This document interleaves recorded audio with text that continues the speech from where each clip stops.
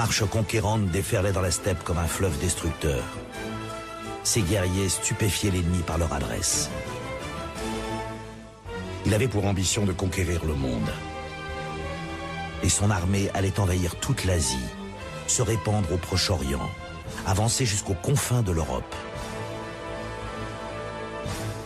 Dans son sillage, ses descendants ont fondé le plus vaste empire de tous les temps. Entré de son vivant dans la légende, il est devenu un des grands noms de l'histoire, Gengis Khan.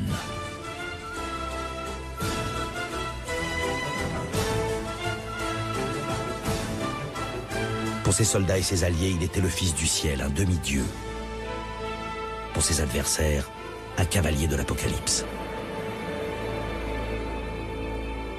Oui.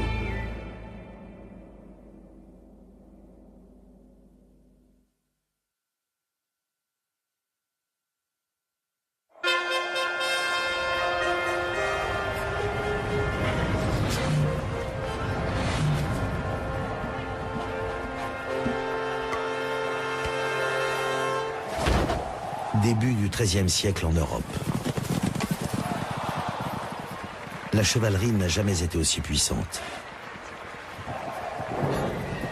Cette élite de guerriers investis d'une mission politique et religieuse symbolise la valeur militaire du monde médiéval, sa force vitale.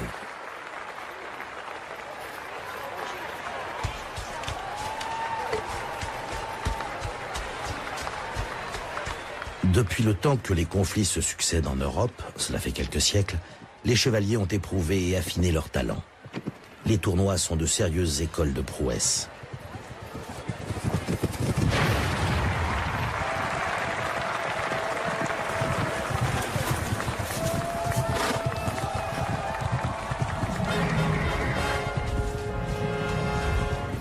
On se plaît à les croire invincibles.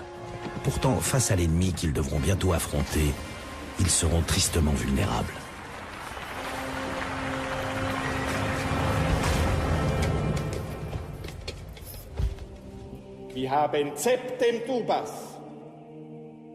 Les prêtres, eux, n'apportent guère de crédit à la chevalerie. Ils fulminent contre le monde impie et redoutent une force que nulle armée ne peut vaincre.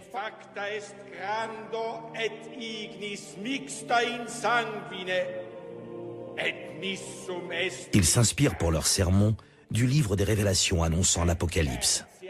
Un cataclysme qui va réduire à néant toute l'Europe, une invasion de démons déchaînés.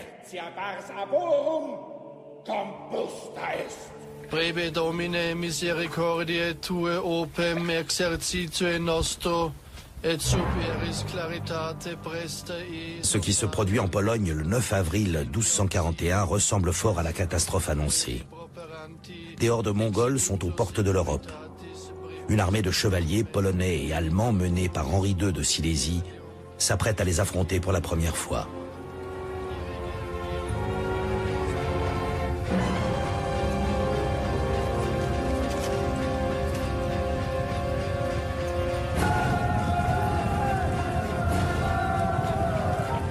La bravoure des chevaliers fera-t-elle le poids face aux guerriers mongols? Ces hommes sont animés d'une pugnacité sans pareille, un héritage de leur chef légendaire, Gengis Khan.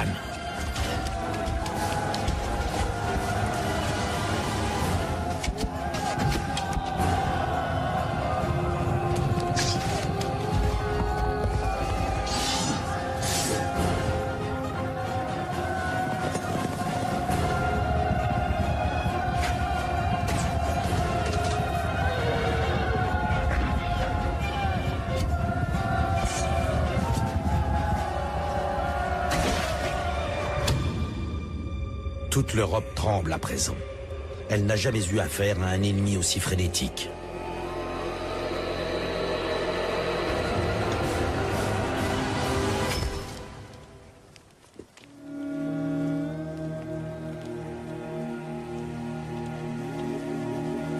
Au milieu du XIIIe siècle, les Mongols avaient accumulé d'innombrables victoires, et toujours au nom de Gengis Khan. Mais qui donc était cet homme dont l'autorité posthume poussait encore ses hordes exaltées à la conquête du monde? On sait peu de choses de la vie de Gengis Khan. Les rares informations dont on dispose proviennent d'une chronique que son fils adoptif, Chigi Kuduku, aurait commencé à écrire peu après sa mort. Un texte intitulé « L'histoire secrète des Mongols ».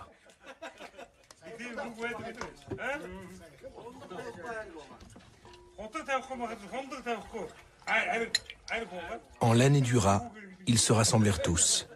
Les nobles de l'aile droite, les princes de l'aile gauche et les seigneurs de milliers. En chroniqueur consciencieux, Chigi Kuduku rapporte les hauts faits des guerriers mongols et les événements marquants de la vie de Gengis Khan. Mais son histoire secrète est avant tout une épopée, une saga poétique qui magnifie le parcours de son héros, sans omettre pour autant les aspects les plus sombres de sa personnalité.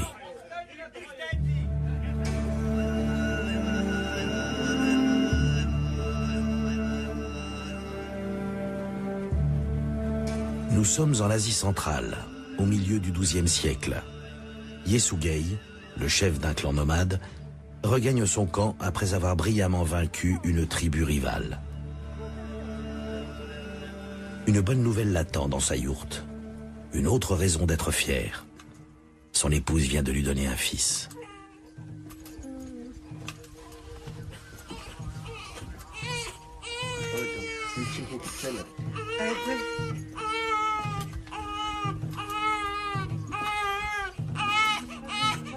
Yesugei ne vivra pas assez longtemps pour voir son fils régner sur le plus grand empire du monde. Il ignore qu'il a engendré le futur Gengis Khan. Il vint au monde en serrant dans son poing droit un caillou de sang gros comme une astragale. On lui donna le nom de Temujin. Pour les chamans, ce caillou de sang était un signe divin, présageant que l'enfant serait un grand guerrier.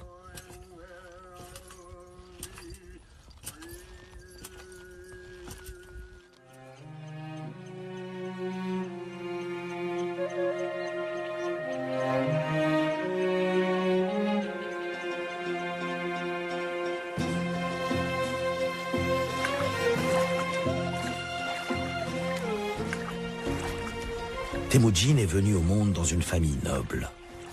Yesugei, son père, un guerrier renommé, s'est illustré déjà dans des batailles décisives pour son clan.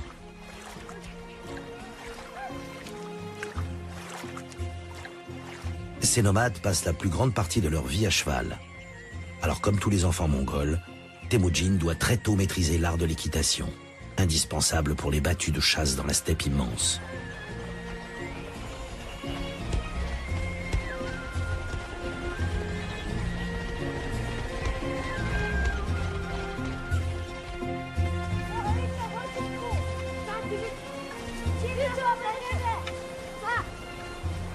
Des camarades de jeu, Temujin en a beaucoup dans son propre clan. Mais il y en a un parmi eux qu'il aime vraiment comme un frère. Il s'appelle Jamuk. Malheureusement, la volonté de puissance peut prévaloir sur la plus solide amitié. C'est la loi de la steppe. Temujin et Jamuk sont destinés à devenir les pires ennemis du monde. Pour l'instant, ils se considèrent comme frères de sang. Et par l'échange rituel de flèches, se proclament Anda, c'est-à-dire amis jurés.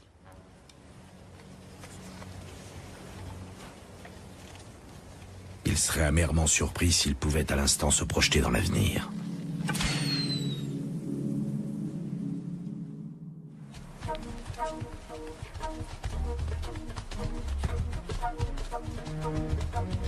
Temujin a 9 ans lorsque son père, sans doute pour sceller une alliance avec un autre clan, décide de le fiancer.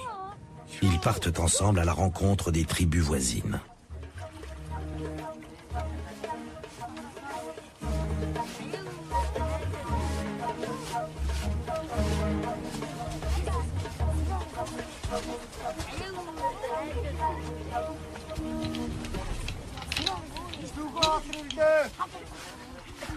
Temujin, rapporte la chronique, remarque une petite fille qui a de l'éclat sur le visage et du feu dans les yeux. Elle s'appelle Beurté. Ça veut dire le bleu du ciel.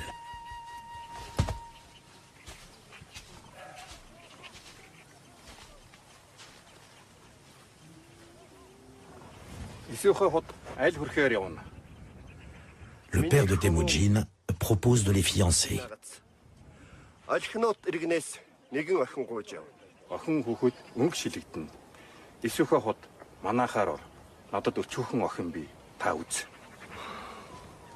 Le père de Beurté accepte et accueille Temujin. Comme le veut la coutume mongole, il devra vivre quelque temps dans la famille de sa promise.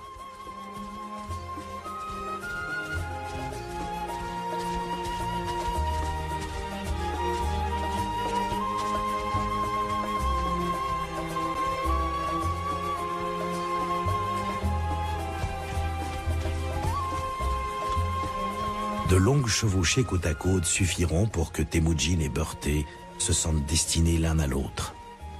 Mais ils ont encore l'âge de l'insouciance et ne se doutent pas de l'adversité qui les attend.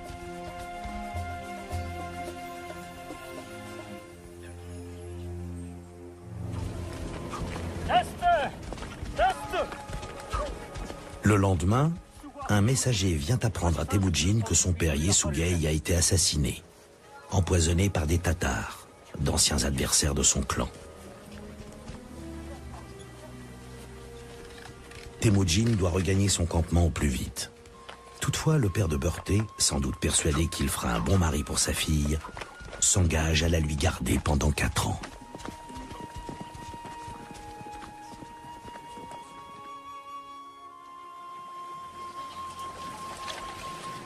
Quand le chef d'un clan disparaît, sa famille n'est plus rien. Du jour au lendemain, Temujin, sa mère, son frère et ses 2 demi-frères sont exclus de leur tribu.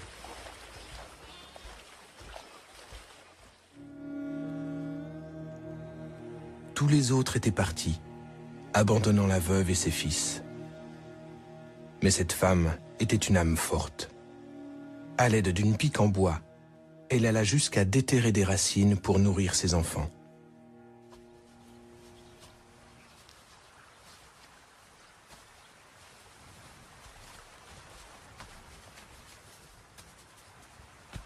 La famille de Temujin, autrefois si riche, se retrouve dans le plus grand dénuement. Un oignon, un fruit ou un poisson est un trésor que l'on défend farouchement. Les disputes sont de plus en plus fréquentes entre Temujin et ses demi-frères, et de plus en plus violentes.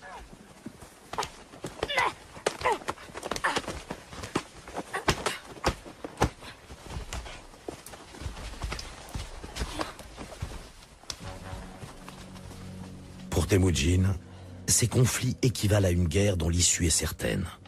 En tant qu'aîné, il se sent investi de certains droits, comme celui d'éliminer son demi-frère détesté.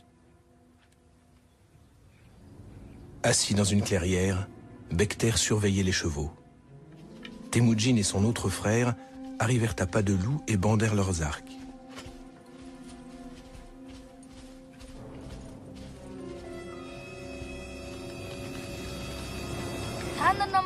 Mais Bekter, les voyant, s'écria « Ne suis-je qu'une poussière dans vos yeux? Qu'un corps étranger dans vos bouches qui menace de vous étouffer? Comment pouvez-vous agir ainsi, alors que nous n'avons d'autre ami que notre ombre ?»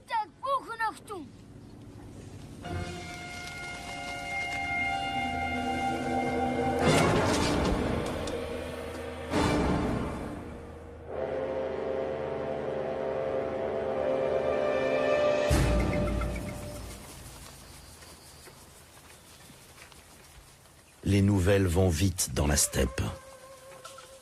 La froide détermination de Temujin, son goût de la vengeance, dénote une force de caractère potentiellement dangereuse. Des ennemis de son clan décident de le tuer et lancent à ses trousses une dizaine de soldats.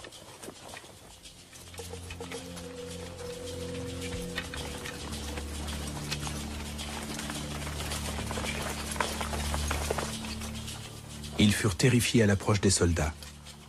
Khazar, le jeune frère de Temujin, tira une volée de flèches pour les tenir à distance.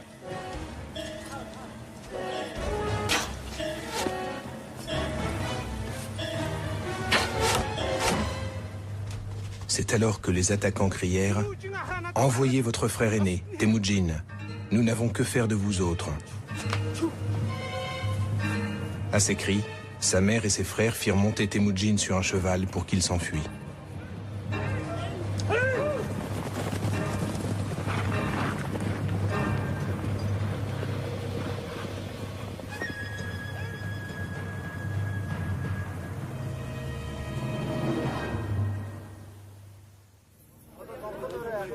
L'histoire secrète raconte que Temujin passa 9 jours et 9 nuits dans la forêt avant d'être débusqué et ligoté par ses poursuivants. Le voici désormais prisonnier du camp ennemi et réduit en esclavage.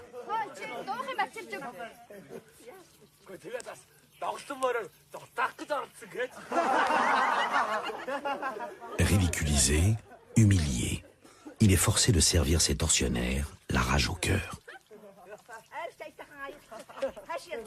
Temujin sera un jour un grand chef. Certains de ses ennemis se souviennent de la prophétie du chaman qui l'a vu naître et n'osent pas l'avilir. Mais la plupart des autres n'ont aucun respect pour lui.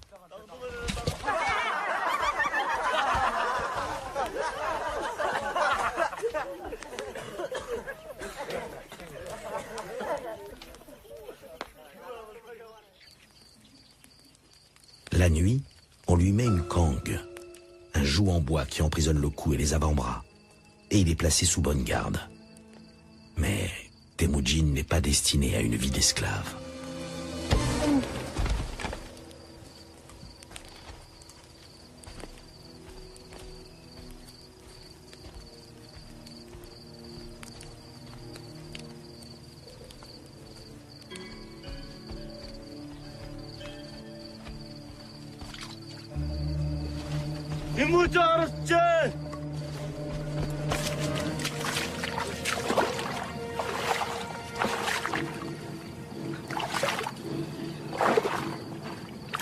Pensant qu'on le verrait s'il courait vers le bois, il se glissa dans la rivière et, la tête et les bras toujours pris dans sa cangue, il se laissa flotter au fil de l'eau.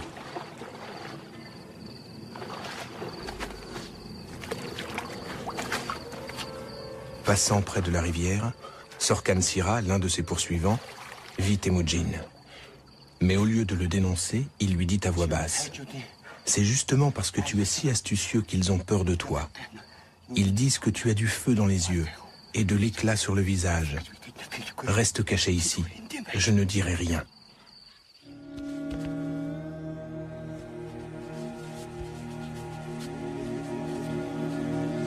Chigi Kodoku note que Temujin parvint à s'échapper. Mais son récit ne relate que très brièvement les années qui suivirent.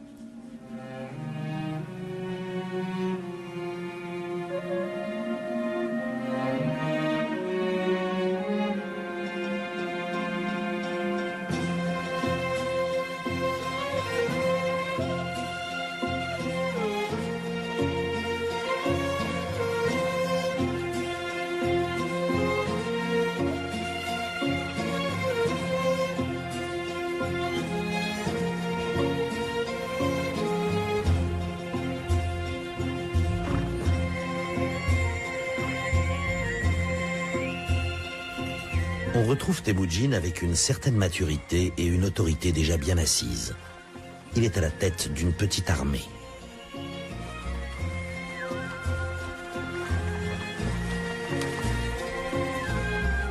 Après des années de recherche et maintes péripéties, il a retrouvé Beurté, la fiancée de son enfance, et l'a épousée. Le mariage de raison voulu par son père a donc finalement eu lieu et lui assure l'appui d'un clan. Mais pour affermir son pouvoir, Temujin a besoin d'autres alliés. Il a pensé à Tooril le Kéraïte, un ami proche de son père.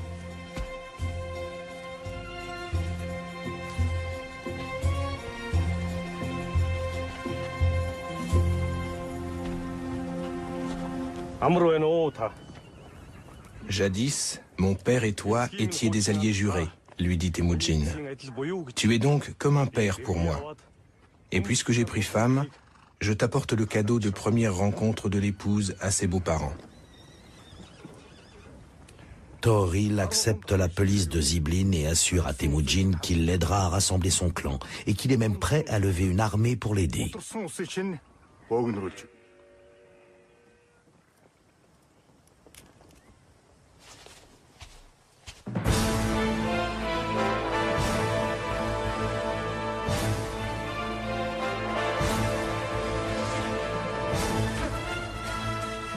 Temujin doit maintenant constituer une armée solide et sûre d'elle. Il recrute des hommes de peu, bergers ou forgerons, mais tous des jeunes gens pleins de fougue qu'il va former à l'art de la guerre. Pour s'assurer leur obéissance, il leur promet razzia et récompense.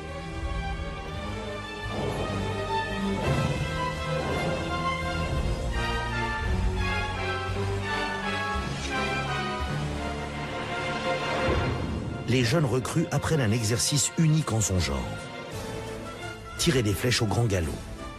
Voilà ce qui fera de l'armée mongole la plus redoutable de son époque.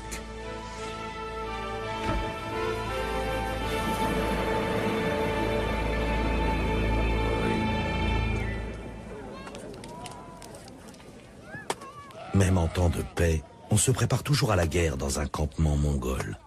Cela fait partie de la vie quotidienne qui s'écoule par ailleurs tranquillement. C'est aux femmes que revient le soin de tondre les moutons et de tanner les peaux, de traire les vaches, d'entretenir les yourtes et les chariots. Fumer la viande, principale denrée pour les longues expéditions, est l'affaire des hommes. De même que la préparation de l'ayrak, le lait de jument fermenté. L'ayrak, c'est le nerf de la guerre. Un aliment de base riche en vitamines, indispensable pour les nomades qui ne consomment ni fruits ni légumes. Un breuvage si précieux qu'il est souvent la cause de dissensions entre les clans.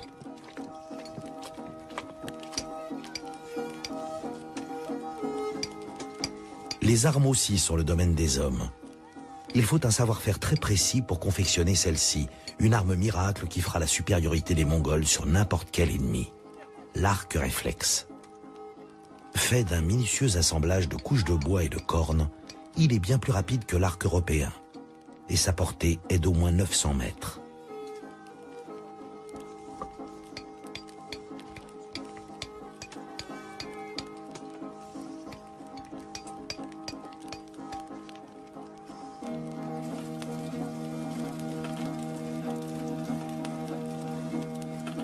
L'arsenal des Mongols comprend aussi, bien sûr, le sabre, qu'ils fabriquent sur ces forges rudimentaires.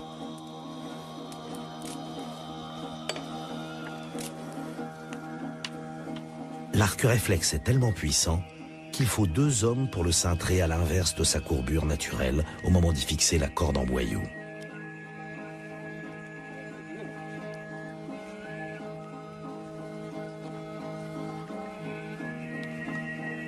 Une flèche tirée avec cet arc peut transpercer une côte de maille.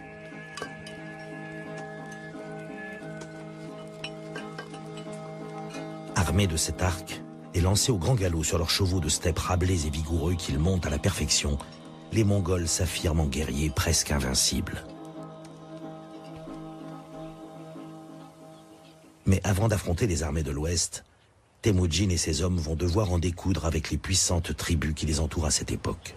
Les Merkites, les Naïman, les Tatars.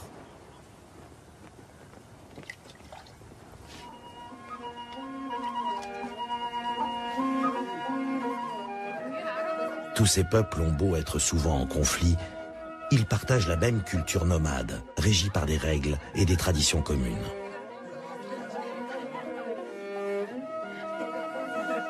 Le nom de Mongol ou de Tatar évoque en général des barbares sans foi ni loi. Pourtant, entre 2 guerres, les chefs tribaux, les Khans, profitent avec faste des fruits de leur victoire.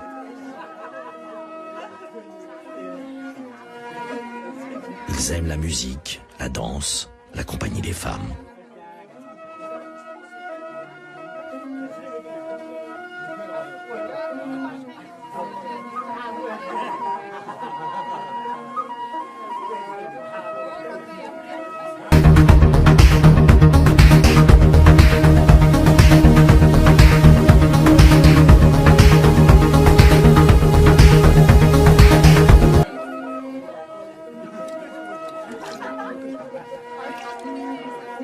Des femmes, plus un Khan est puissant, plus il en a. Une 12aine d'épouses et autant de concubines. Nombre d'entre elles ont été achetées ou enlevées lors des razzias et amenées de force à la cour du Khan. La mère de Temujin elle-même avait été enlevée par son père, Yesugei, Alors qu'elle se rendait en cortège nuptial dans la famille de son futur époux, le chef d'une tribu merkite. Une pratique courante, mais qui entraîne parfois de terribles représailles. Un jour, au cours d'une grande chasse en battue qui l'a mené loin de son campement, Temujin devra répondre de ce rapt commis autrefois par son père.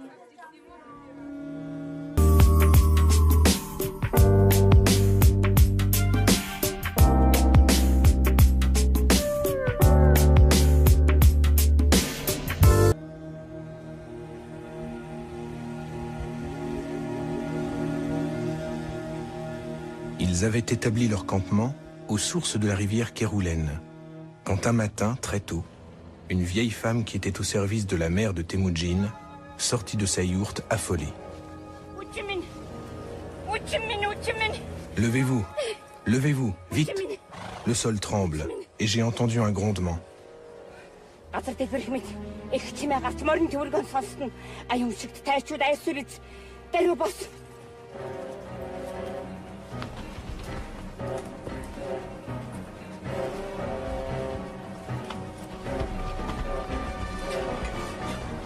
Temujin est seul avec ses proches à des kilomètres de son armée.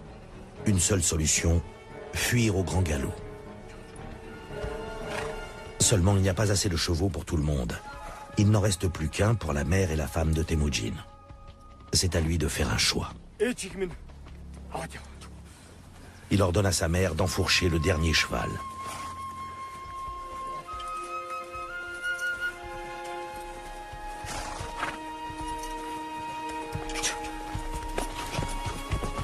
Beurté, sa jeune épouse, reste seule avec une servante.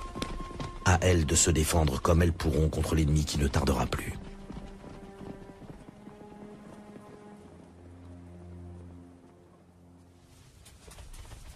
La servante fit grimper Beurté dans un chariot et y attela un bœuf. Elle allait pour partir lorsque les guerriers arrivèrent.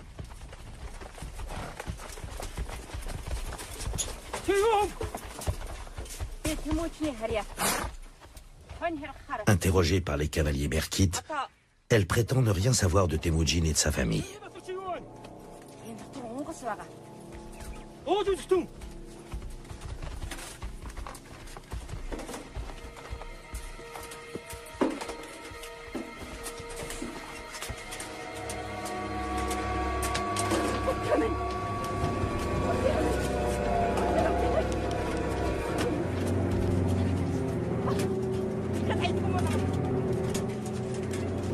Beurté est kidnappée. Il faudra 9 mois pour la retrouver et la reprendre à ses ravisseurs. Temujin vengera cet affront en attaquant les merkites avec une violence sans précédent.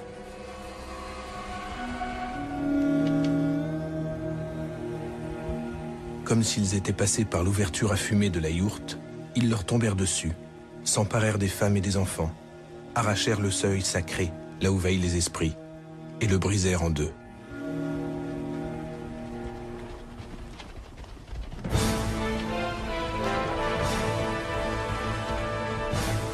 Cette brutalité va allumer une haine inextinguible entre Mongols et merkites. Mais Temujin ressort de ce règlement de compte tout auréolé de gloire. Vers l'an 1200, de plus en plus de clans se rallient à lui. Il va pouvoir passer à un autre objectif, venger la mort de son père. Autrement dit, défier les redoutables Tatars.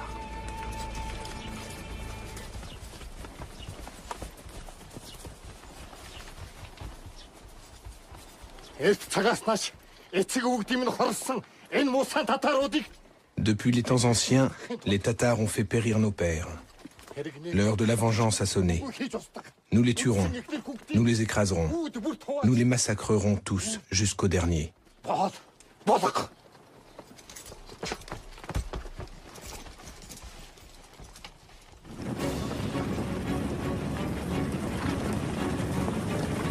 La colère et l'hostilité qui couvaient depuis des générations se déchaînent. Avec la même intensité dans le camp des Tatars qu'on appelle les fils de l'enfer, que dans celui des Mongols, galvanisés par ce chef qui a juré de régner en maître sur tous les peuples d'Asie centrale.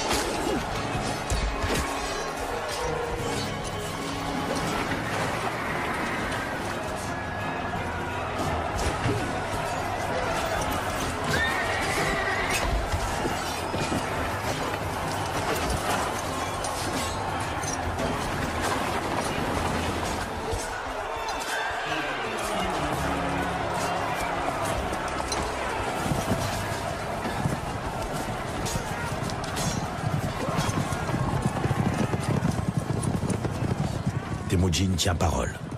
Il fait décapiter tous les Tatars qui ne sont pas morts au combat.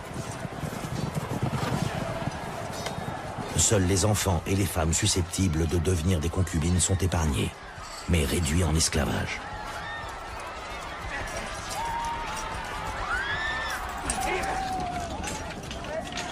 Cependant, Temujin n'est pas le seul à vouloir mettre sous son joug toutes les tribus de l'Est.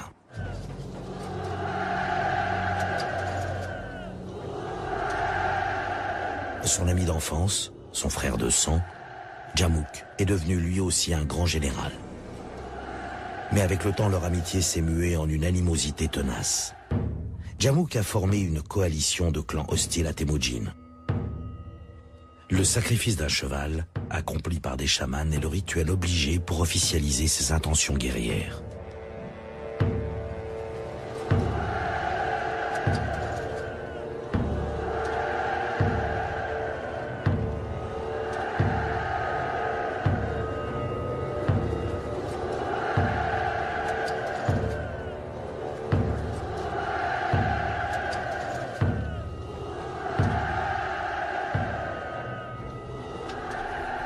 Temujin, lui, a toujours à ses côtés son fidèle allié, Tooril, le chef des Kéraïtes. Mais celui-ci a un fils jaloux de son pouvoir. Djamouk va mettre à profit cette jalousie. Temujin n'est plus à nos côtés. Alors que moi, comme l'alouette des champs, je demeure près de vous. Lui est l'alouette des airs, qui migre quand vient le froid.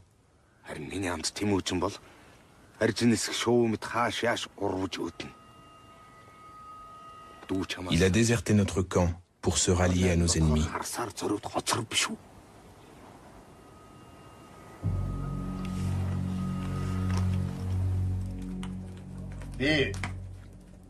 Ainsi, Temujin traiterait avec l'ennemi Naiman. À la cour de Tooril, on a prêté l'oreille à ses accusations. Temujin va vite le comprendre. Lors d'une audience, il propose à Tooril un mariage entre son fils et la petite fille du vieux chef, en vue de renforcer son alliance et d'augmenter ses chances de lui succéder sur le trône. Mais le fils de Tooril a bien retenu la leçon de Djamouk. Il insulte Temujin, qui ne lui pardonnera pas une telle humiliation.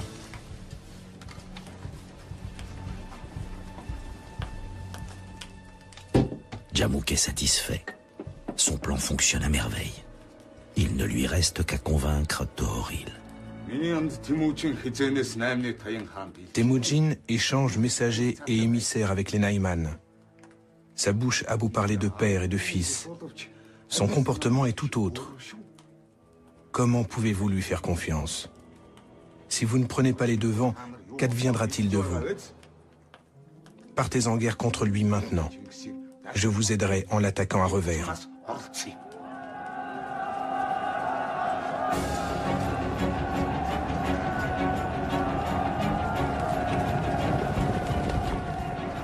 L'alliance est scellée. Les armées de Tooril et de Djamouk réunies attaquent de concert celles de Temujin. Un âpre combat dont chacun connaît les enjeux. Le vaincu sera anéanti sans merci. Le vainqueur régnera en maître absolu sur toute la steppe. Comme dit l'adage mongol, il ne peut y avoir deux ours dans la même caverne.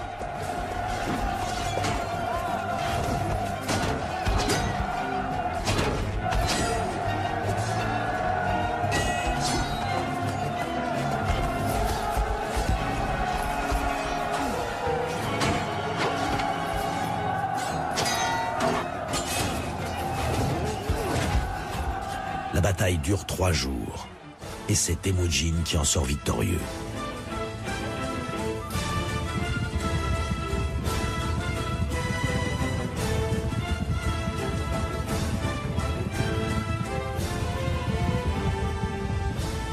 Tooril est mort et Djamouk est en fuite. Temujin peut désormais prétendre au titre de Grand Khan.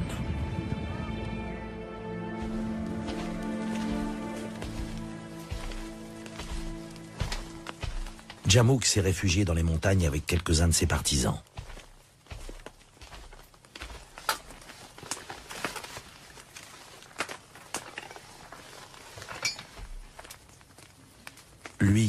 encore commandait à des dizaines de milliers de soldats, le voici condamné à se cacher. Déjà, il mûrit sa vengeance contre Temujin. Il se dit prêt à s'allier avec ses ennemis d'hier et à attaquer son propre clan.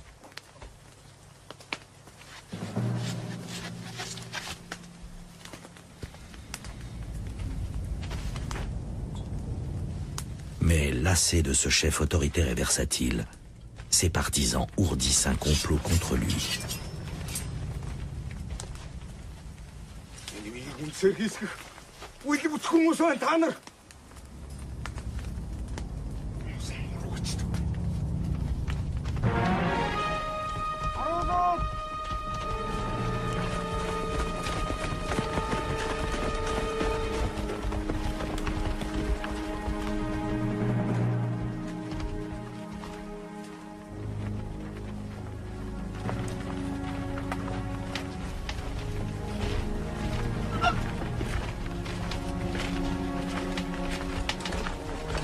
Les renégats ont décidé de livrer Djamouk à Temujin.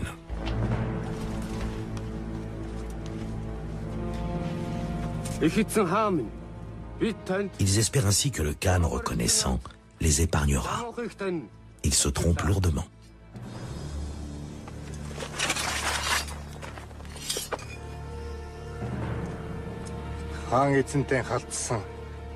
Comment laisser en vie des hommes qui ont porté la main sur leur propre roi? Qui pourrait faire confiance à de tels individus? Il faut les exterminer, jusqu'au dernier.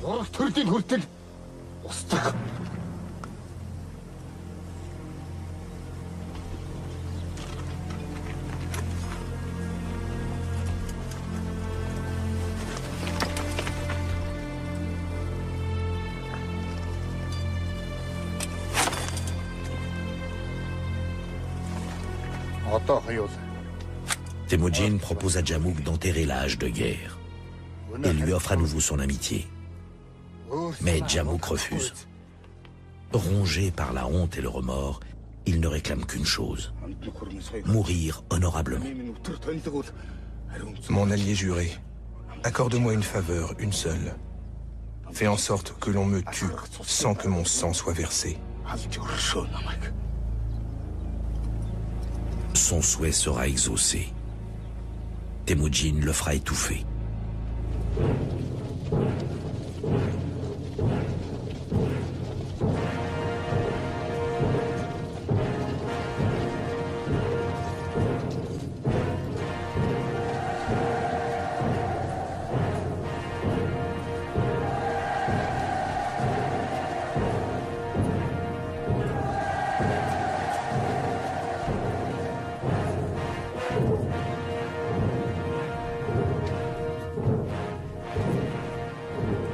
En 1206, Temujin a 44 ans, une assemblée de chefs de tribus le proclame solennellement empereur de tous les nomades des steppes mongoles.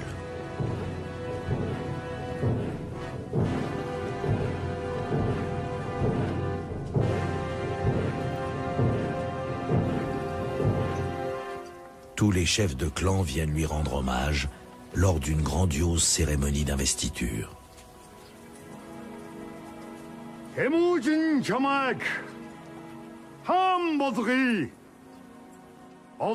Temujin, puisque tu es notre roi, nous t'amènerons les filles et les dames aux belles joues des tribus étrangères.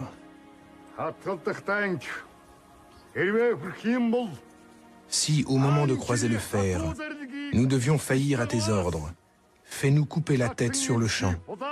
Prends-nous nos enfants et nos épouses, et pars en nous abandonnant à la terre déserte.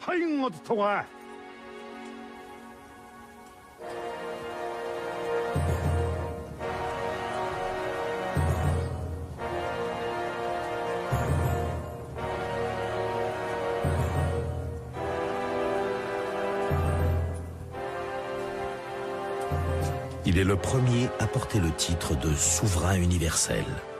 En mongol, Chinggis Khan.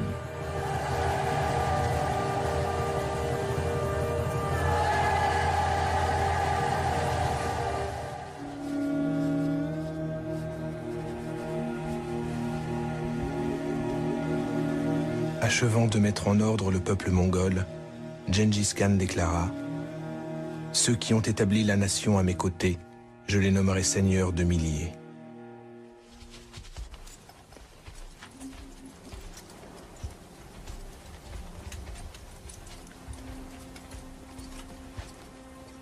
Gengis Khan a décidé, pour consolider son pouvoir, de restructurer radicalement son armée.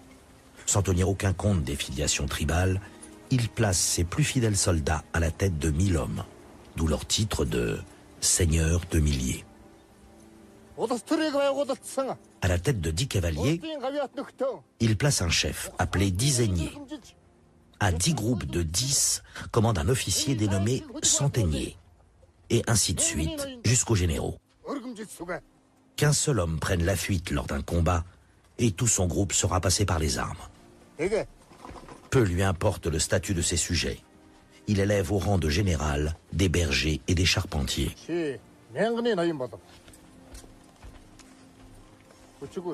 Il recrute également une garde personnelle de 10 000 soldats d'élite, tous des fils ou des frères de généraux et d'aristocrates.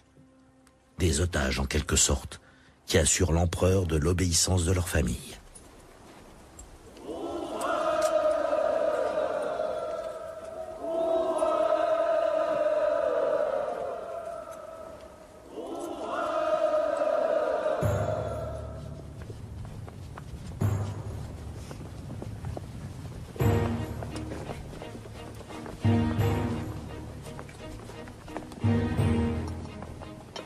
Gengis Khan a établi l'ordre et la paix dans la steppe. Il peut maintenant aller porter la guerre sur les terres qui s'étendent au-delà. Il envoie des troupes en reconnaissance dans toutes les directions pour trouver des royaumes à piller ou des nations entières à conquérir.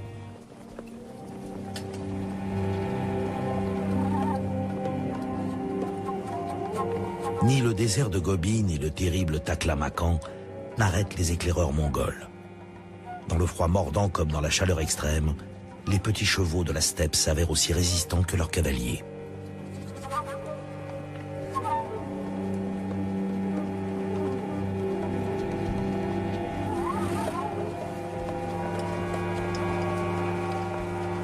Ils reviennent avec de bonnes nouvelles. Aucun des royaumes qu'ils ont atteints ne soupçonne la menace d'invasion imminente.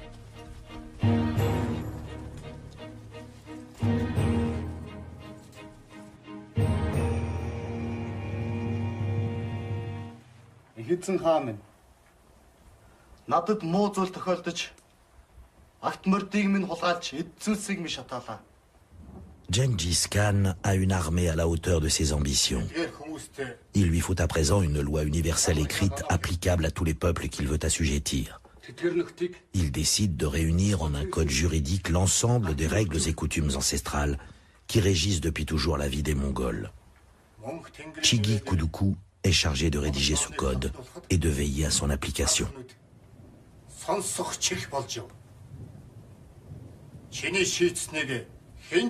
Punit la trahison et le vol. Fait taire le mensonge. Châtie ceux qui doivent être châtiés. Consigne tout ceci dans le registre bleu.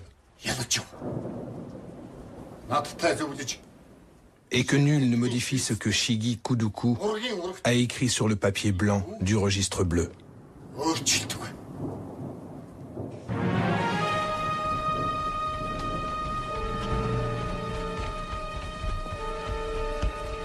Ayant réorganisé ses armées et son administration, Gengis Khan se sent prêt à attaquer son voisin le plus puissant. À cette époque, ce qui est aujourd'hui la Chine était divisé en deux États. Celui des Jin au nord et au sud, l'empire des Song.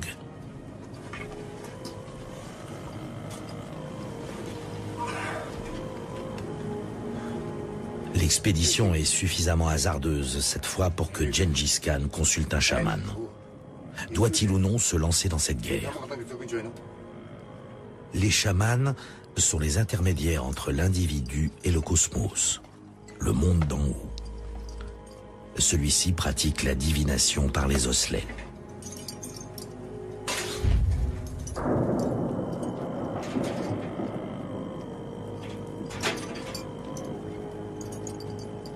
Cet os s'est fendu dans le sens de la longueur. C'est un présage de guerre.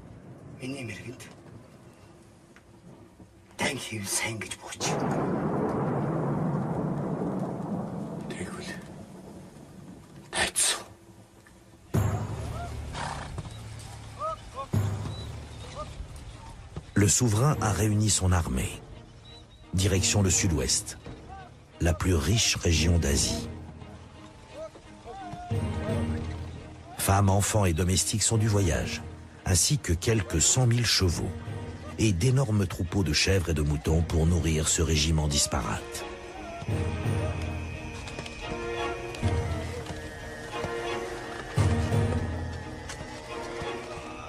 Gengis Khan ordonne que sa impériale soit hissée sur une plateforme roulante tirée par plus de 20 bœufs.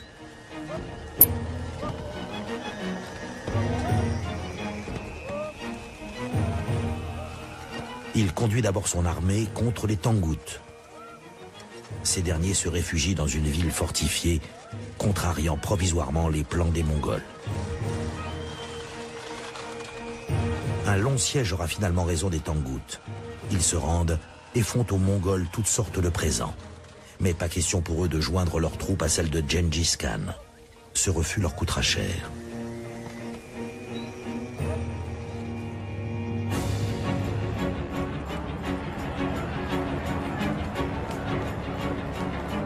Quand le cheval est scellé, il faut le monter, dit-on chez les Mongols. Gengis Khan doit maintenant se lancer dans la conquête de ce pays immense et densément peuplé qu'est la Chine. En 1211, il marche sur le royaume Jin. Les Mongols devront franchir la Grande Muraille et combattre au passage de nombreuses résistances. Mais les voici enfin devant la capitale impériale, Pékin.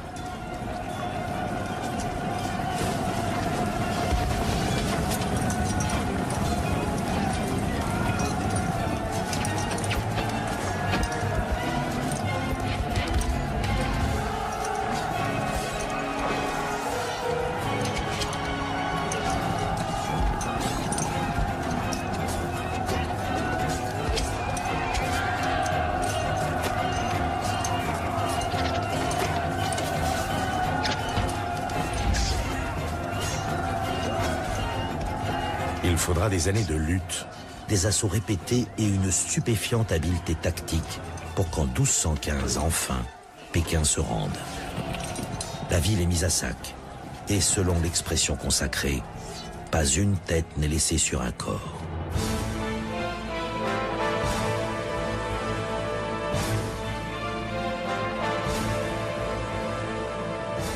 Gengis Khan est au sommet de sa gloire. Ses troupes écrasent les derniers insurgés, attaquent le sultanat du Kharzem, ce qui correspond à l'Iran et à l'Afghanistan réunis. Boukhara capitule, puis Samarcande. Reste encore à punir les Tangout.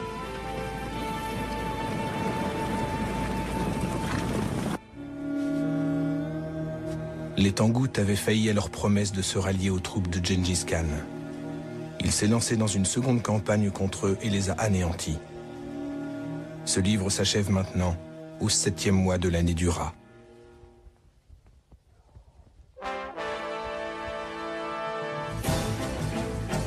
Les fils et successeurs de Gengis Khan n'auront de cesse d'élargir l'empire mongol.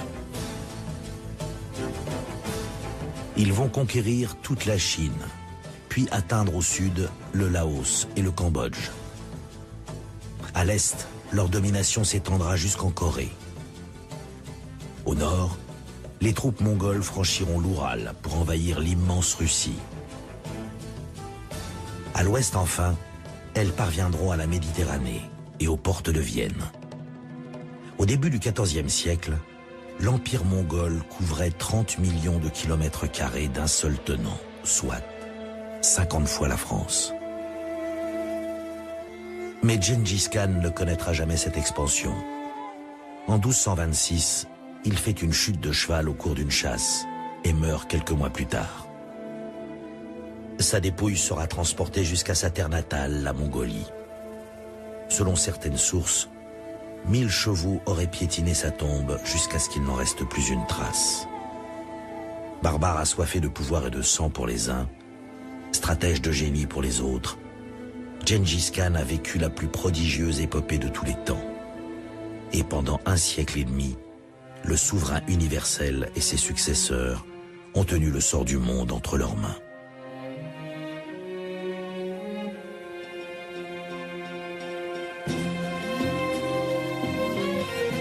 Dans un instant, l'aventure continue en mer des Caraïbes avec la dernière expédition de Christophe Colomb.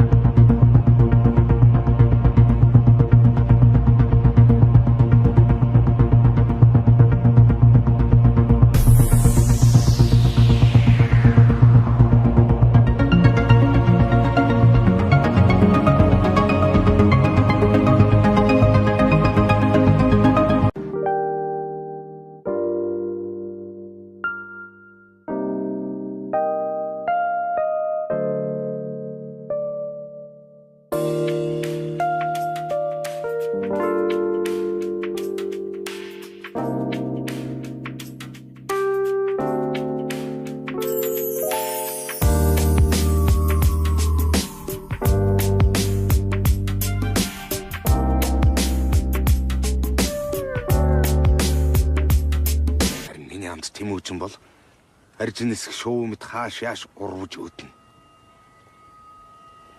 Il a déserté notre camp pour se rallier à nos ennemis. Харсаар зоригт хоцров биш үү?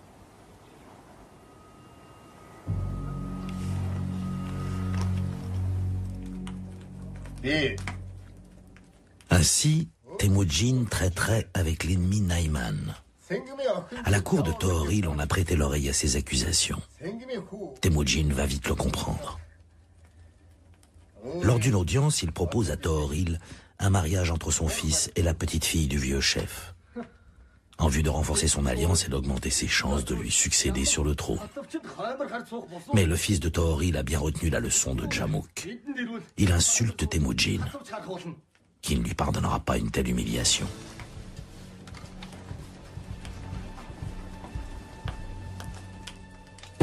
Djamouk est satisfait. Son plan fonctionne à merveille. Il ne lui reste qu'à convaincre Tohoril. Temujin échange messagers et émissaires avec les Naiman. Sa bouche a beau parler de père et de fils. Son comportement est tout autre. Comment pouvez-vous lui faire confiance? Si vous ne prenez pas les devants, qu'adviendra-t-il de vous? Partez en guerre contre lui maintenant. Je vous aiderai en l'attaquant à revers.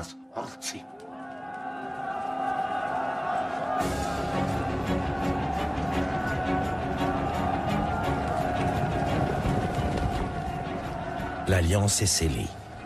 Les armées de Tohoril et de Djamouk réunies attaquent de concert celle de Temujin. Un âpre combat dont chacun connaît les enjeux. Le vaincu sera anéanti sans merci. Le vainqueur régnera en maître absolu sur toute la steppe. Comme dit l'adage mongol, il ne peut y avoir deux ours dans la même caverne.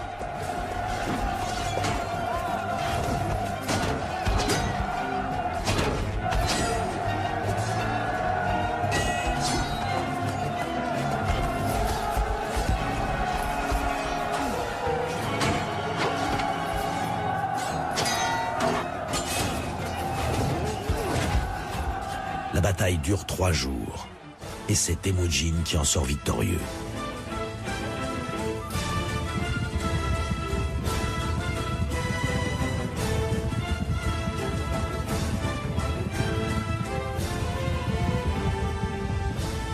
Tooril est mort et Djamouk est en fuite. Temujin peut désormais prétendre au titre de Grand Khan. Khan a établi l'ordre et la paix dans la steppe. Il peut maintenant aller porter la guerre sur les terres qui s'étendent au-delà. Il envoie des troupes en reconnaissance dans toutes les directions pour trouver des royaumes à piller ou des nations entières à conquérir.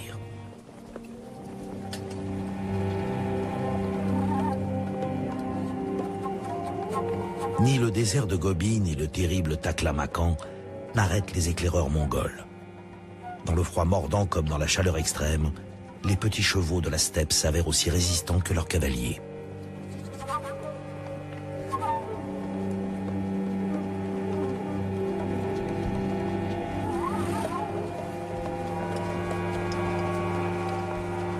Ils reviennent avec de bonnes nouvelles. Aucun des royaumes qu'ils ont atteints ne soupçonne la menace d'invasion imminente.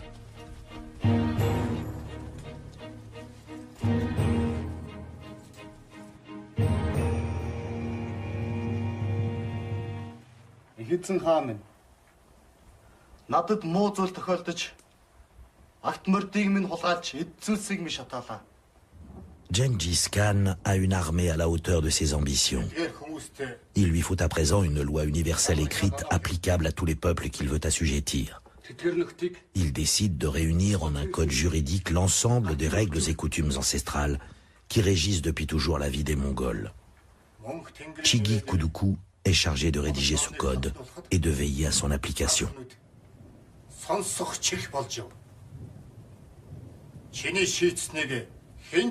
Punit la trahison et le vol.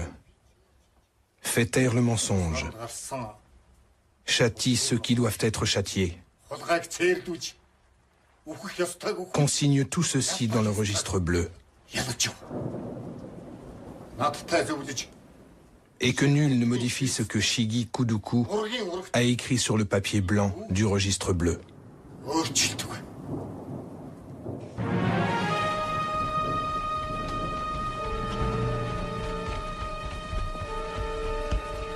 Ayant réorganisé ses armées et son administration, Gengis Khan se sent prêt à attaquer son voisin le plus puissant.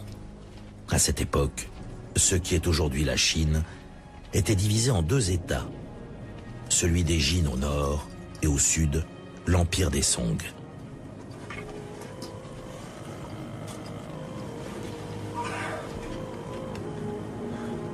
L'expédition est suffisamment hasardeuse cette fois pour que Gengis Khan consulte un chaman.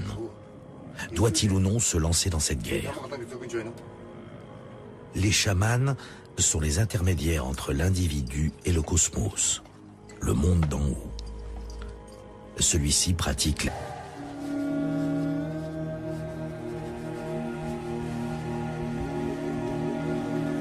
Achevant de mettre en ordre le peuple mongol, Gengis Khan déclara « Ceux qui ont établi la nation à mes côtés, je les nommerai seigneurs de milliers. »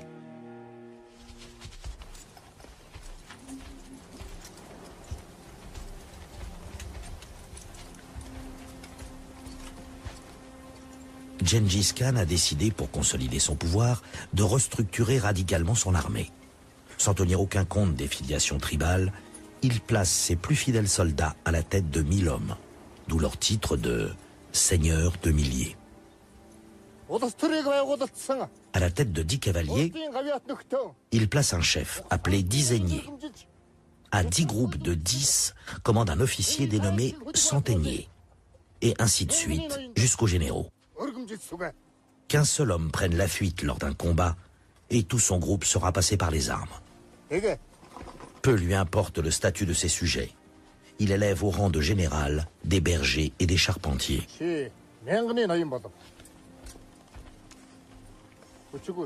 Il recrute également une garde personnelle de 10 000 soldats d'élite, tous des fils ou des frères de généraux et d'aristocrates.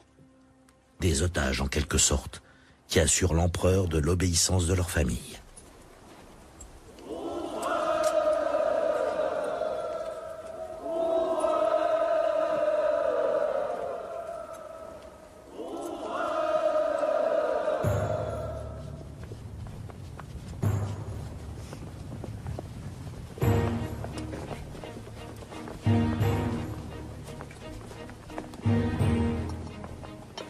Gengis Khan a établi l'ordre et la paix dans la steppe.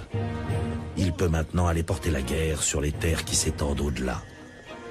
Il envoie des troupes en reconnaissance dans toutes les directions pour trouver des royaumes à piller ou des nations entières à conquérir.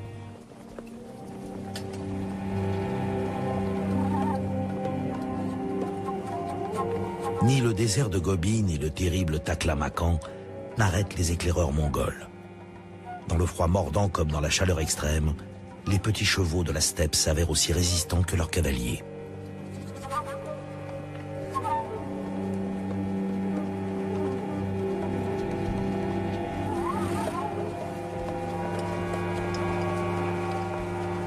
Ils reviennent avec de bonnes nouvelles. Aucun des royaumes qu'ils ont atteints ne soupçonne la menace d'invasion imminente.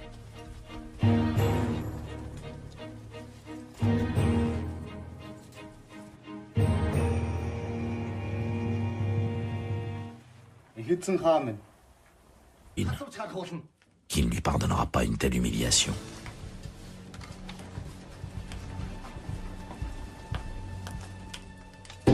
Djamouk est satisfait. Son plan fonctionne à merveille. Il ne lui reste qu'à convaincre Tohoril. Temujin échange messagers et émissaires avec les Naiman. Sa bouche a beau parler de père et de fils. Son comportement est tout autre. Comment pouvez-vous lui faire confiance? Si vous ne prenez pas les devants, qu'adviendra-t-il de vous? Partez en guerre contre lui maintenant. Je vous aiderai en l'attaquant à revers.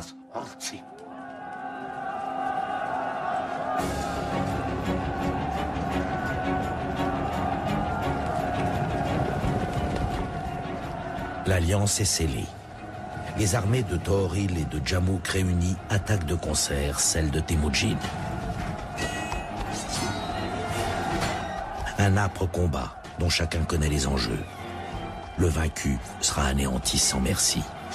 Le vainqueur régnera en maître absolu sur toute la steppe. Comme dit l'adage mongol, il ne peut y avoir deux ours dans la même caverne.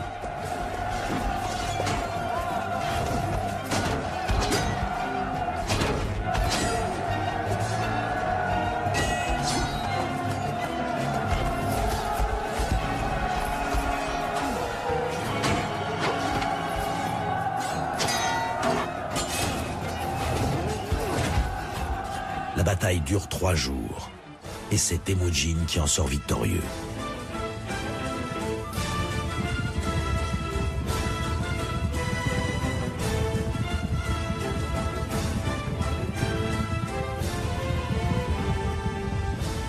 Tohoril est mort et Djamouk est en fuite.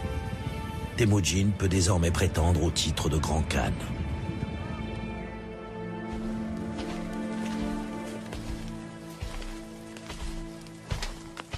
Djamouk s'est réfugié dans les montagnes avec quelques-uns de ses partisans.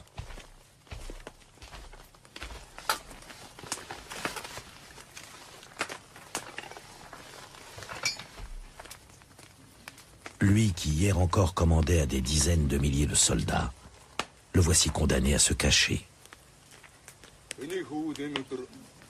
Déjà, il mûrit sa vengeance contre Temujin. Il se dit prêt à s'allier avec ses ennemis d'hier et à attaquer son propre clan.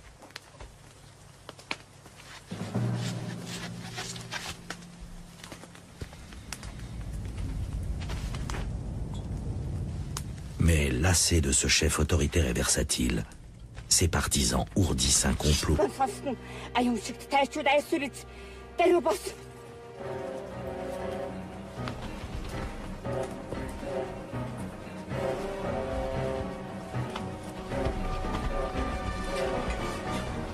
Temujin est seul avec ses proches à des kilomètres de son armée. Une seule solution, fuir au grand galop. Seulement, il n'y a pas assez de chevaux pour tout le monde. Il n'en reste plus qu'un pour la mère et la femme de Temujin. C'est à lui de faire un choix. Il ordonne à sa mère d'enfourcher le dernier cheval.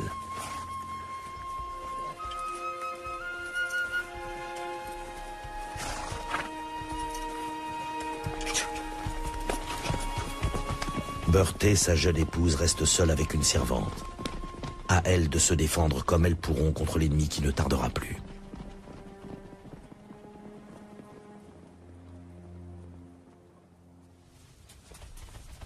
La servante fit grimper Beurté dans un chariot et y attela un bœuf. Elle allait pour partir lorsque les guerriers arrivèrent.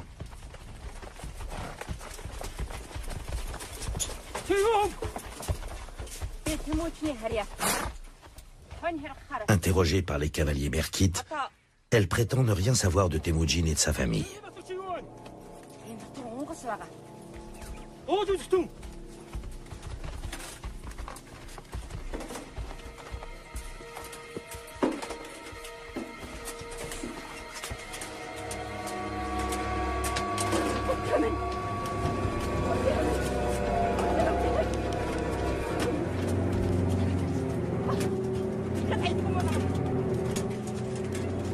Beurté est kidnappée.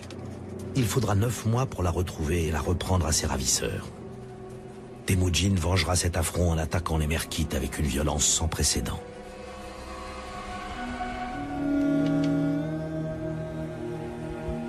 Comme s'ils étaient passés par l'ouverture à fumée de la yourte, ils leur tombèrent dessus, s'emparèrent des femmes et des enfants, arrachèrent le seuil sacré, là où veillent les esprits, et le brisèrent en deux.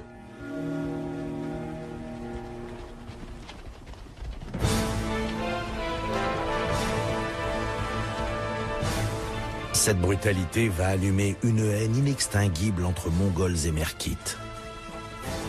Mais Temujin ressort de ce règlement de compte tout auréolé de gloire. Vers l'an 1200, de plus en plus de clans se rallient à lui. Il va pouvoir passer à un autre objectif, venger la mort de son père. Autrement dit, défier les redoutables Tatars.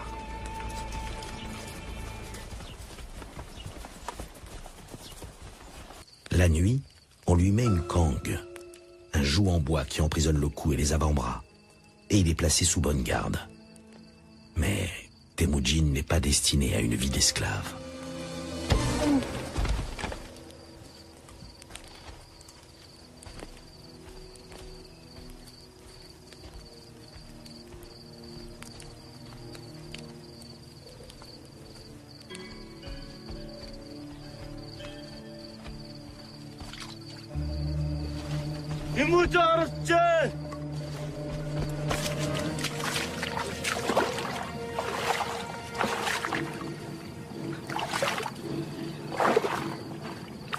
Pensant qu'on le verrait s'il courait vers le bois, il se glissa dans la rivière et, la tête et les bras toujours pris dans sa kangue, il se laissa flotter au fil de l'eau.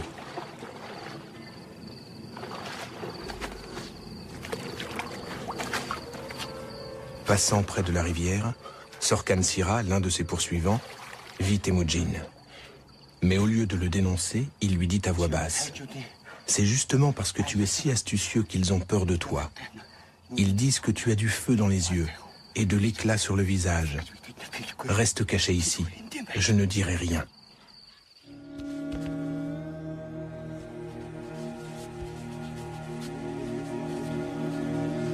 Chigi Kuduku note que Temujin parvint à s'échapper. Mais son récit ne relate que très brièvement les années qui suivirent.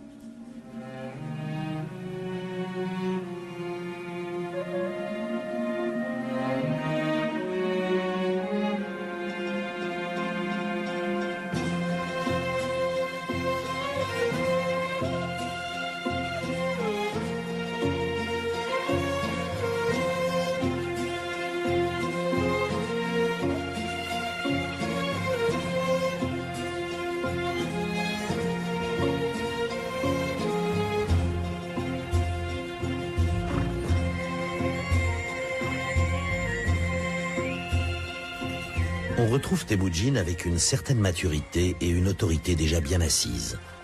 Il est à la tête d'une petite armée.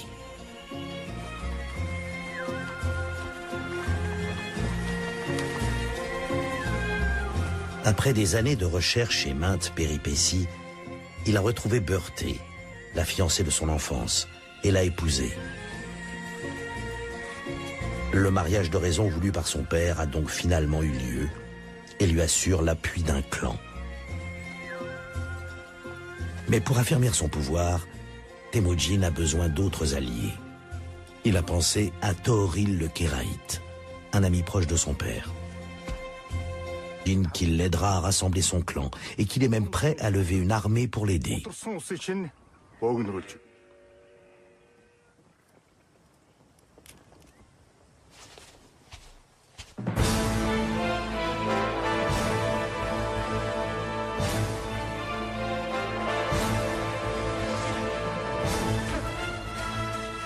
Temujin doit maintenant constituer une armée solide et sûre d'elle.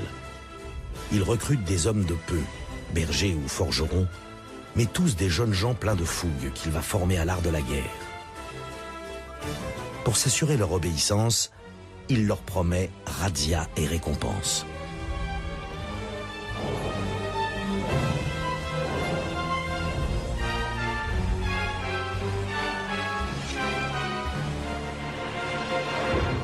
Les jeunes recrues apprennent un exercice unique en son genre. Tirer des flèches au grand galop. Voilà ce qui fera de l'armée mongole la plus redoutable de son époque.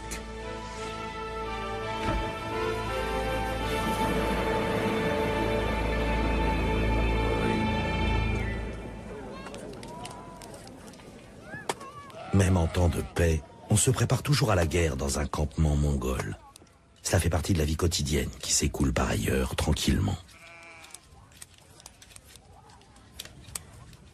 C'est aux femmes que revient le soin de tondre les moutons et de tanner les peaux, de traire les vaches, d'entretenir les yourtes et les chariots. Fumer la viande, principale denrée pour les longues expéditions, est l'affaire des hommes. De même que la préparation de l'ayrak, le lait de jument fermenté. L'ayrak, c'est le nerf de la guerre.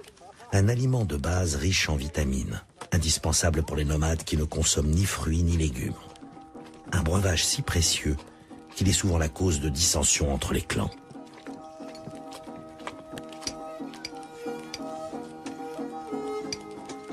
Les armes aussi sont le domaine des hommes. Il faut un savoir-faire très précis pour confectionner celle-ci, une arme miracle qui fera la supériorité des Mongols sur n'importe quel ennemi.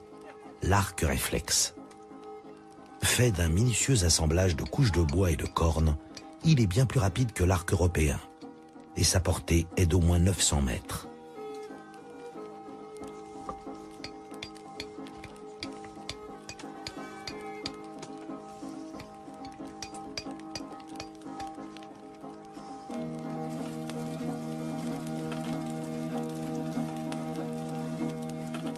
L'arsenal des Mongols comprend aussi, bien sûr, le sabre, qu'ils fabriquent sur ces forges rudimentaires.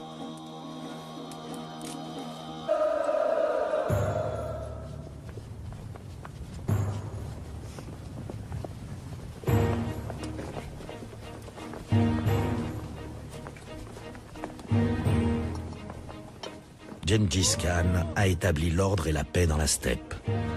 Il peut maintenant aller porter la guerre sur les terres qui s'étendent au-delà. Il envoie des troupes en reconnaissance dans toutes les directions pour trouver des royaumes à piller ou des nations entières à conquérir.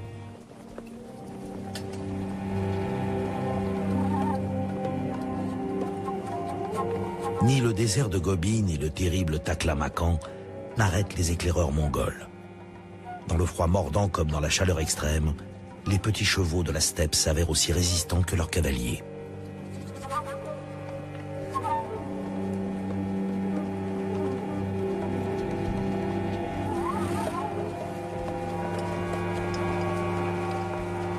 Ils reviennent avec de bonnes nouvelles.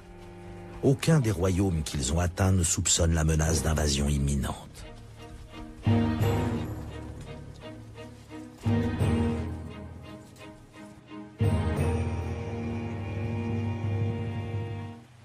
Эзэн хаан минь. Надад муу зүйл тохиолдож агт мордыг минь хулгайлж эд зүйлсийг минь шатаалаа. Gengis Khan a une armée à la hauteur de ses ambitions. Il lui faut à présent une loi universelle écrite applicable à tous les peuples qu'il veut assujettir. Il décide de réunir en un code juridique l'ensemble des règles et coutumes ancestrales qui régissent depuis toujours la vie des Mongols. Chigi Kuduku est chargé de rédiger ce code et de veiller à son application. сонсох чих болж юу. Чиний шийдсэнийг хэн ч өөрчилж Punis la trahison et le vol. Fais taire le mensonge. гарсан Châtie ceux qui doivent être châtiés. хулгайг цээрдүүж үхэх ёстойг үхэх Consigne tout ceci dans le registre bleu. ялж юу. Надтай зөвлөж Et que nul ne modifie ce que Shigi Kuduku ургийн урагт a écrit sur le papier blanc du registre bleu. өөрчилдөг.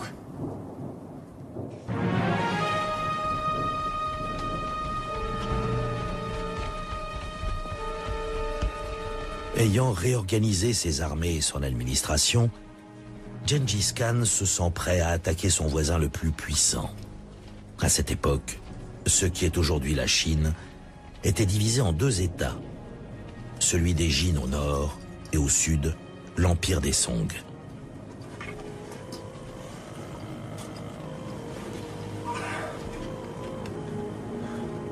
L'expédition est suffisamment hasardeuse cette fois pour que Gengis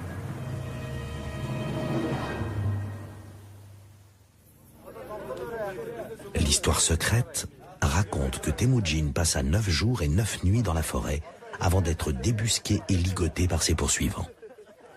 Le voici désormais prisonnier du camp ennemi et réduit en esclavage.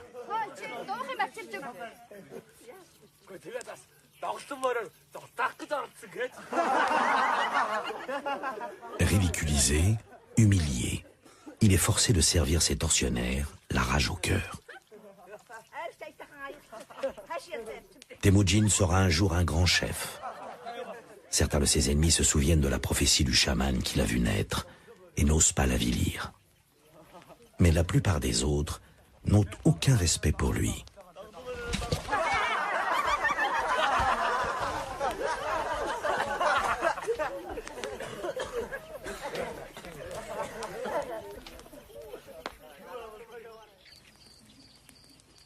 La nuit, on lui met une cangue, un joug en bois qui emprisonne le cou et les avant-bras, et il est placé sous bonne garde. Mais Temujin n'est pas destiné à une vie d'esclave.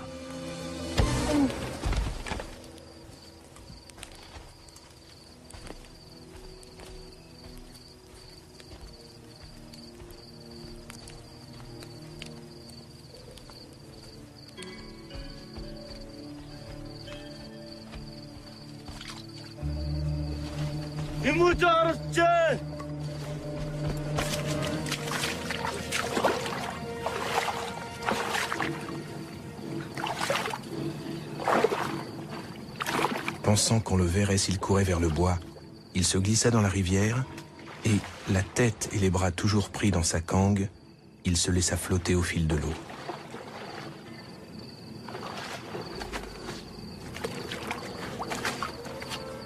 Passant près de la rivière, Sorkan Sira, l'un de ses poursuivants, vit Temujin.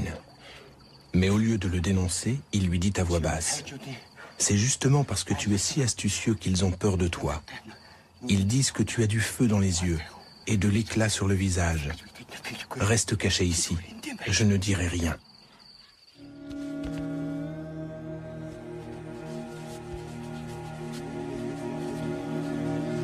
Shigi Kuduku note que Temujin parvint à s'échapper.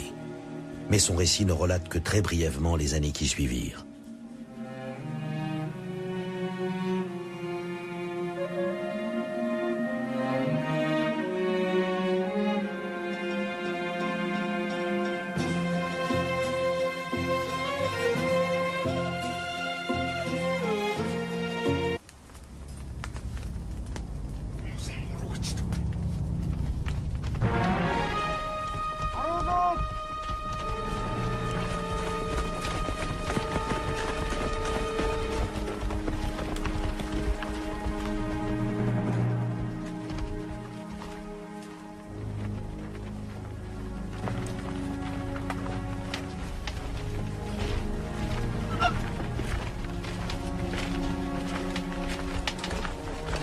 Les renégats ont décidé de livrer Djamouk à Temujin.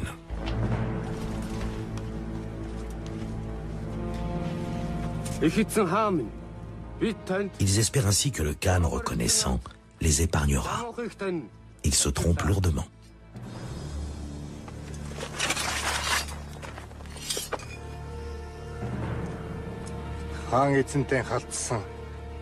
Comment laisser en vie des hommes qui ont porté la main sur leur propre roi? Qui pourrait faire confiance à de tels individus?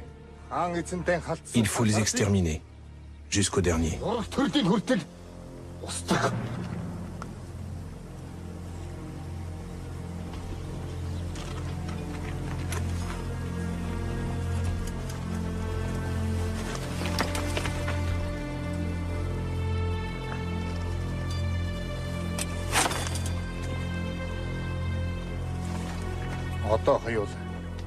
Temujin propose à Djamouk d'enterrer la hache de guerre et lui offre à nouveau son amitié.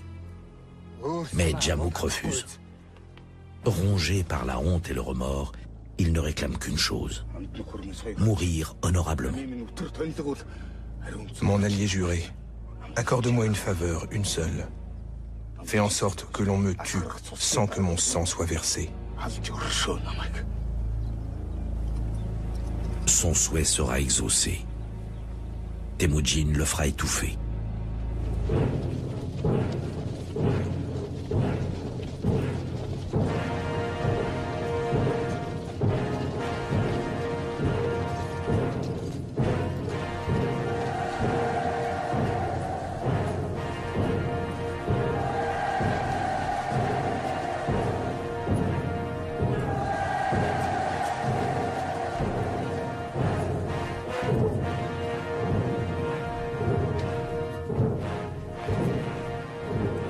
En 1206, Temujin a 44 ans, une assemblée de chefs de tribus le proclame solennellement empereur de tous les nomades des steppes mongoles.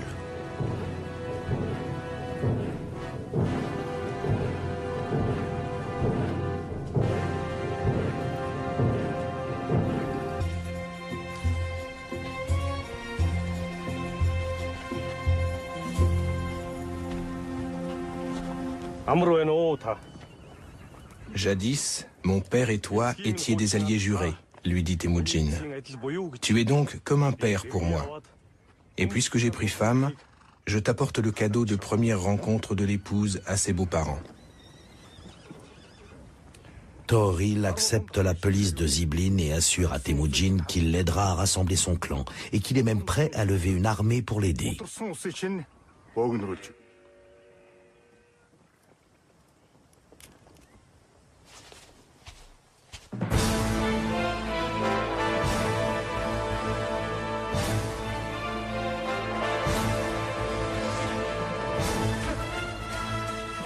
Temujin doit maintenant constituer une armée solide et sûre d'elle. Il recrute des hommes de peu, bergers ou forgerons, mais tous des jeunes gens pleins de fougue qu'il va former à l'art de la guerre. Pour s'assurer leur obéissance, il leur promet razzia et récompense.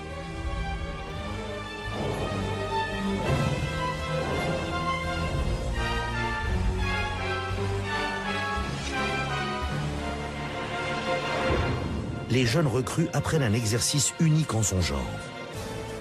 Tirer des flèches au grand galop. Voilà ce qui fera de l'armée mongole la plus redoutable de son époque.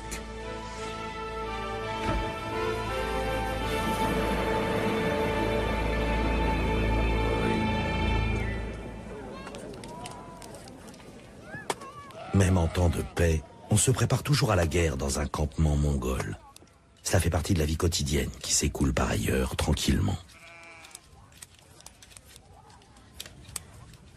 C'est aux femmes que revient le soin de tondre les moutons et de tanner les peaux, de traire les vaches, d'entretenir les yourtes et les chariots. Fumer la viande, principale denrée pour les longues expéditions, est l'affaire des hommes. De même que la préparation de l'ayrak, le lait de jument fermenté. L'ayrak, c'est le nerf de la guerre. Un aliment de base riche en vitamines, indispensable pour les nomades qui ne consomment ni fruits ni légumes. Un breuvage si précieux qu'il est souvent la cause de dissensions entre les clans.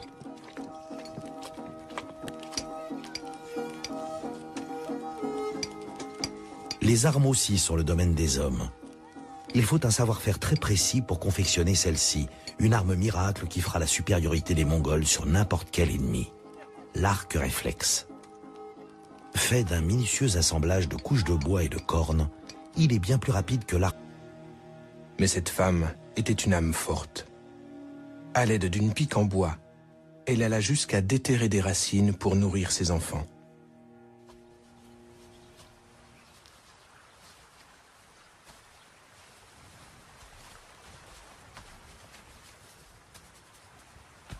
La famille de Temujin, autrefois si riche, se retrouve dans le plus grand dénuement. Un oignon, un fruit ou un poisson est un trésor que l'on défend farouchement. Les disputes sont de plus en plus fréquentes entre Temujin et ses demi-frères, et de plus en plus violentes.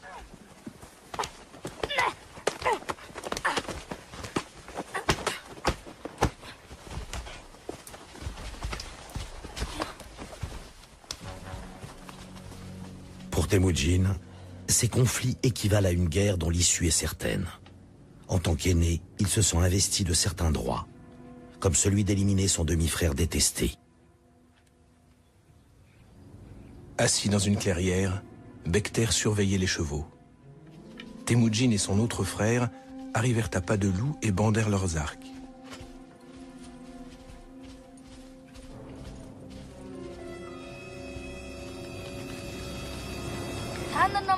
Mais Bekter, les voyant, s'écria: « Ne suis-je qu'une poussière dans vos yeux? Qu'un corps étranger dans vos bouches qui menace de vous étouffer? Comment pouvez-vous agir ainsi, alors que nous n'avons d'autre ami que notre ombre ?»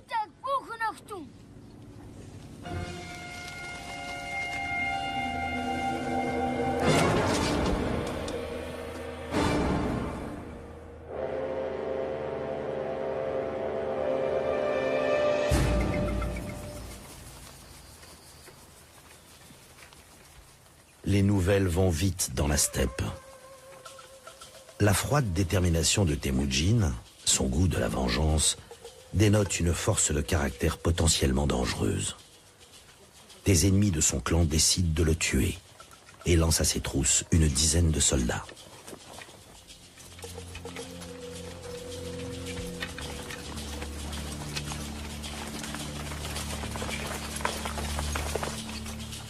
Ils furent terrifiés à l'approche des soldats.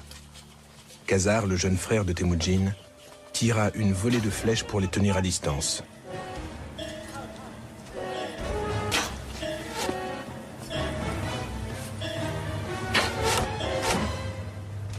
C'est alors que les attaquants crièrent: « Envoyez votre frère aîné, Temujin.